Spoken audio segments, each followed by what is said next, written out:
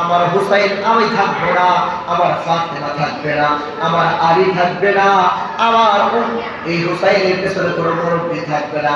আমার হুসাইনকে কারবালার ময়দানে একা এতিম করে ফেলবে, মস্তক মোবারক আলাদা করে ফেলবে। আমার সহ্য হয় না রে। আমি তাদের জন্য কি করবো? সুখী চাইলে পারতেন না, রাসূলকে চাইলে পারতেন না যে আমার হুসাইনকে শহীদ করা কোনো দুনিয়ার মানুষের কাছে, দুনিয়ার কোনো ব্যক্তি, দুনিয়ার কোনো শক্তি আল্লাহ রাসূল যদি দোয়া করতেন তাহলে কি আল্লাহ দোয়া কবুল করতো না?